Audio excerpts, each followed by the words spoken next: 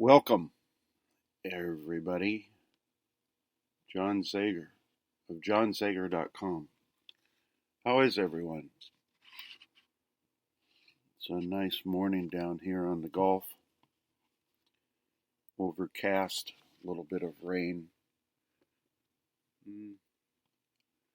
Hot and humid for me, but I'm not sure that the locals think that. I wanted to talk today a little bit about becoming conscious and awake.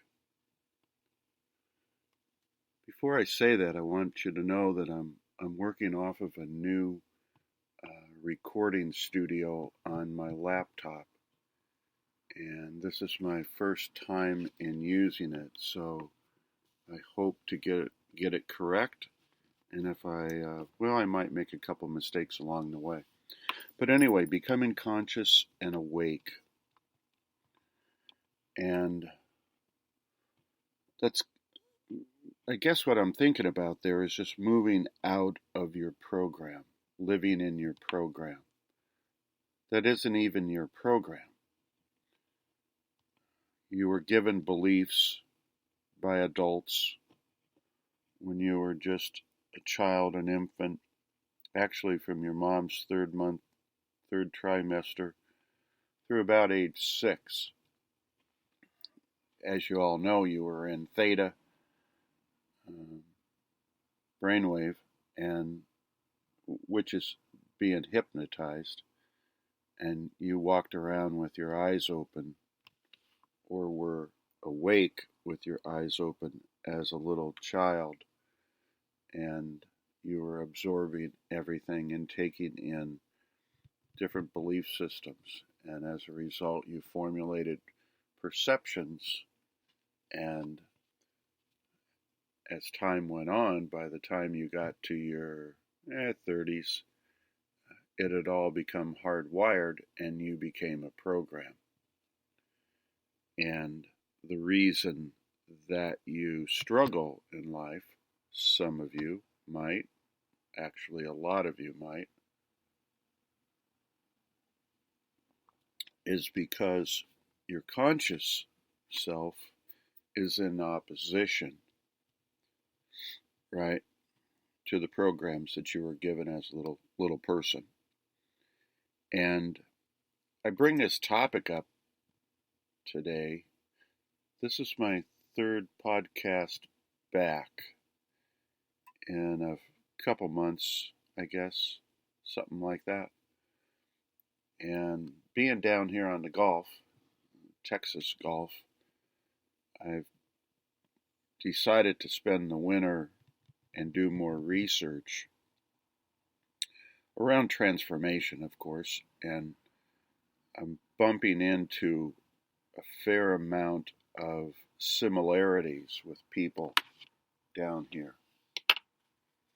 And it's not particular to down here, it's just my observations being here. Okay? So I'm sure if I was someplace else, there would be, a fair amount of the same type of behavior going on. I'm fairly certain of that, but I can only speak right now for being down here. And as I said a day or two ago, I mean, most people seem to be in a trance. They're just, they're in their program that they were given, and there isn't a lot of consciousness there. We all know what consciousness is. It's becoming aware of your internal and external environment, right? And of course that has to do with how you think, act, and feel, and how the world thinks, acts, and feels around you. And becoming awake. Another way to explain that or talk about becoming awake is a person that has, let's say they have a stroke, and they give you the first couple weeks to recover, And if you recover within a couple weeks, this is Western medicine, then the likelihood is that you're going to turn out okay. And if it goes on past 2 weeks, then you somewhat become, um, can, can become, childlike and not really able to make sound decisions for your own better health. And there is neuroplasticity where the brain has the ability to correct itself and adjust and fix itself, right? Um, and in more and more cases, we're finding that stroke patients, uh, are all of a sudden waking up out of their um, somewhat trance induced brain damage, and they're able to see the world as maybe they once did before. It must be horrifying to be in that position, but um, it's good to know that we're getting more and more reports of people doing that. It, and this is a sidebar, but I think a lot of that is occurring not because of Western medicine. I'm not sure that they understand what I'm even talking about, but I think there's a lot of people that are healing other people directly and indirectly. And if you hadn't had that thought before, you have that power, you have that capacity. You can heal yourself.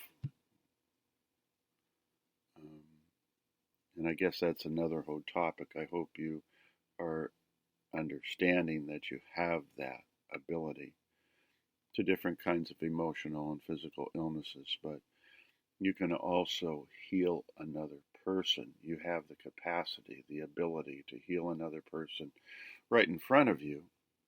Yeah, go read the book, The Power of Eight. But you can heal somebody across the town, across the state, across the country, around the world. Um, it's very prevalent in research today that people are doing that and learning that skill. And as a result, some of these patients that have had stroke patients, are waking up. I bring that up just to talk to you about, um, the kinds of things that I'm running into doing research down here this winter. It appears people are, I don't know, they're they're working out of a program. They're living out of a program. They have limiting beliefs, and therefore their perceptions are skewed contrary to um, their conscious thought. Conscious thought, again, this is something that's not new to you guys, but if you have 3 to 5% of your conscious thought a day, you're lucky. 95, 97% of your day is just repetition of what you thought in your 60, 70, 75,000 thoughts you have within a day are the same thoughts you had yesterday, the day before, the week before, the month before, the year before. Um, and there's nothing new going on. It's a program that's running. The answers that you give and the manner in which you think, act, and feel, which is your personality, the way you conduct yourself, is all based on the belief system that you acquired as a little kid. It's not even you. You who is listening to this podcast this morning, or whatever time of the day it is you're listening to it. Um,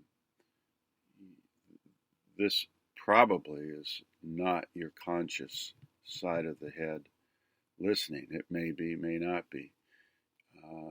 If it's the conscious side of your head and you listen to it one time, you're not going to retain it.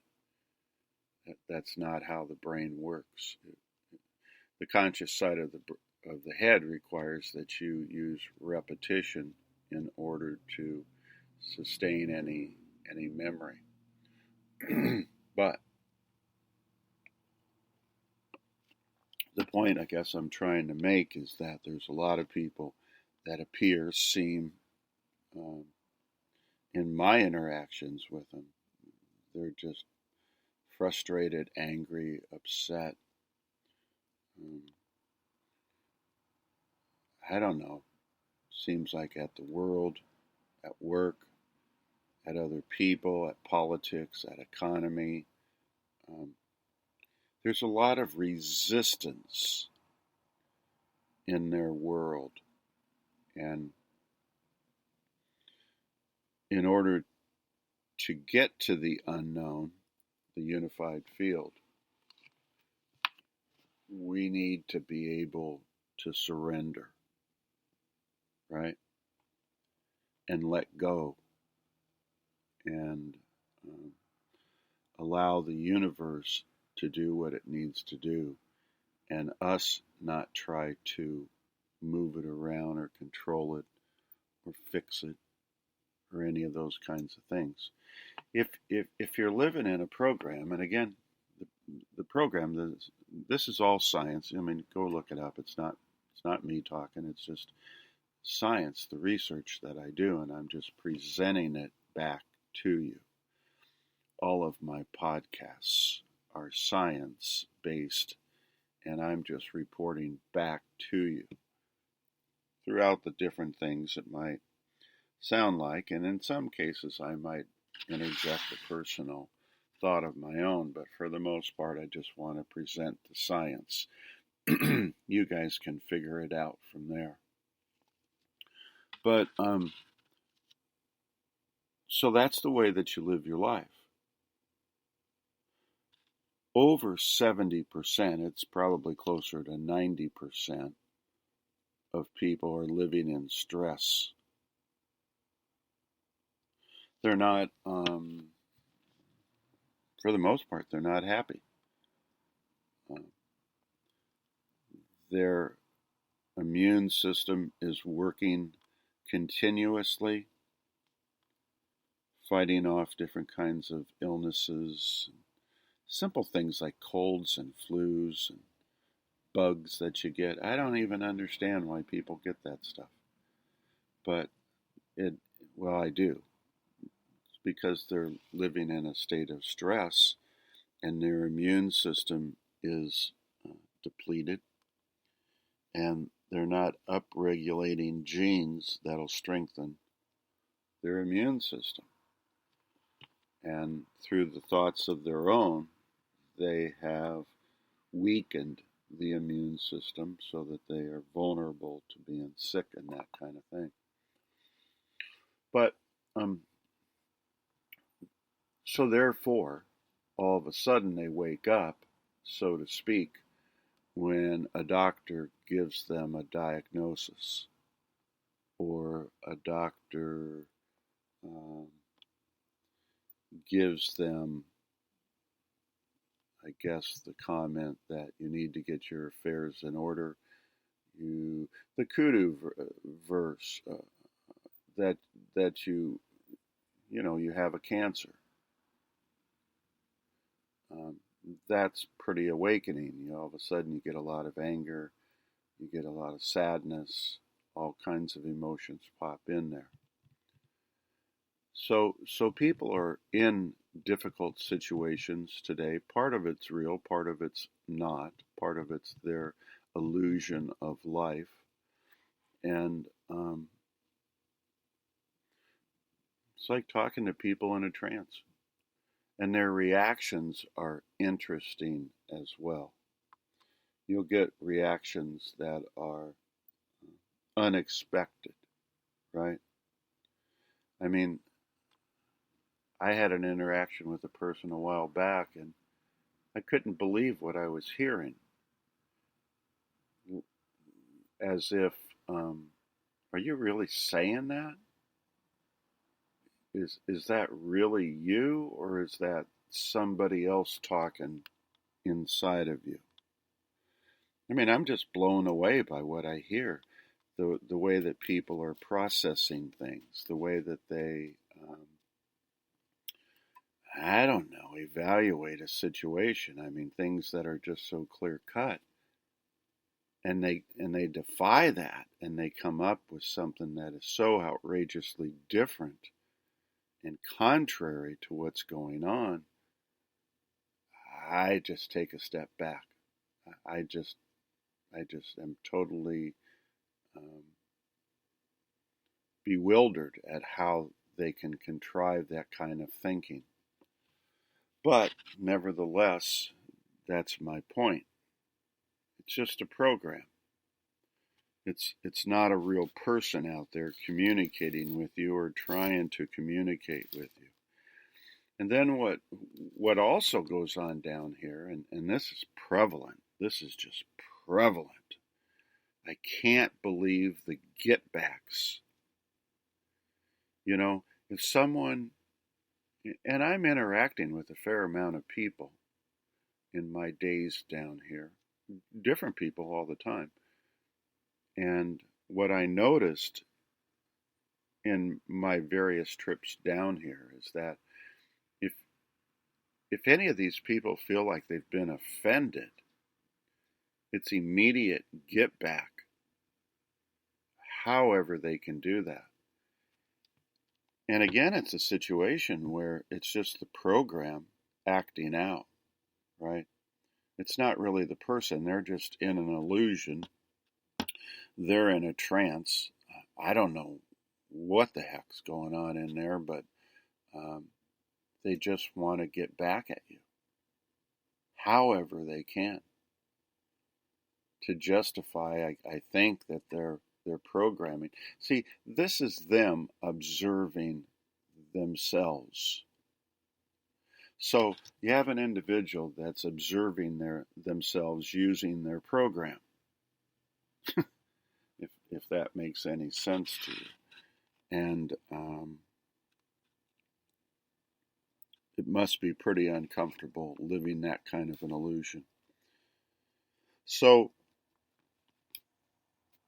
becoming awake is, I guess, my new, well, it's the obvious stuff, all the limiting belief systems that I talk about that people have. The fact that they become robots and they're just programs. I mean, they're just programs. They're not even people.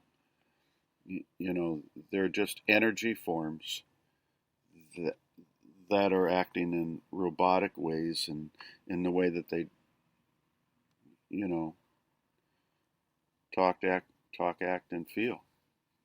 And there's just an awful lot of resistance going on with them. So it's like being a stroke patient in a lot of these cases, probably more so than not.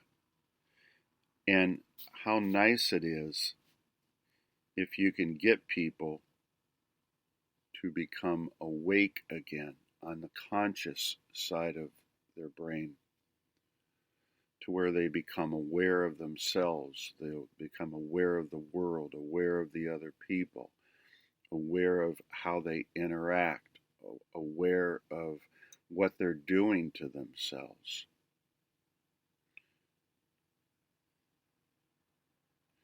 Aware of how they got themselves sick. Oh gosh, boy, I get so frustrated with that. But I've talked about this, I think, yesterday a little bit, but I've talked about it over the past several years doing these podcasts. And I'm just, again, bewildered at,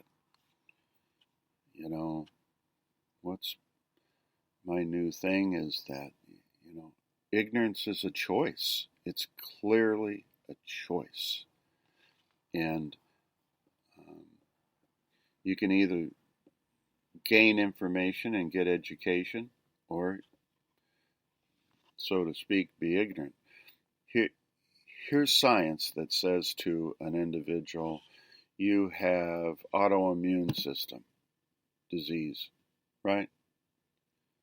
And fine, I have to go be treated reluctantly with an awful lot of resistance and anger and all of those sorts of emotions that go along with it, which is ignorance is a choice. Science is over here telling me if I go down this path and do these sorts of things and change things in my personality and start up-regulating and down-regulating certain genes, there are clear histories of people currently that no longer have their autoimmune disease. It's gone. Can't be found. Same's true with cancer. Same's true with cardiovascular disease. But people just, they don't. They're addicted to their disease. People are addicted to their disease. They've had those emotions the way that they feel for the past year, 5 years, 10 years, 15, 20, 25 years, and they're not about to give that up. They like their identity as having a disease and being sick, being alcoholic, being drug addicts, having terminal illness, having awful traumatic experiences in the past that they're just not giving up. They're not going to give that stuff up, right? So they choose to go on with their life in that way, and they become toxic. They're just plain toxic people. And then you take it on a smaller scale, which it certainly is not. You have the people that are just resistant and they want to get back at you if you, I don't know, I guess if you look at them or react to them in a manner that, what in the world did you just say?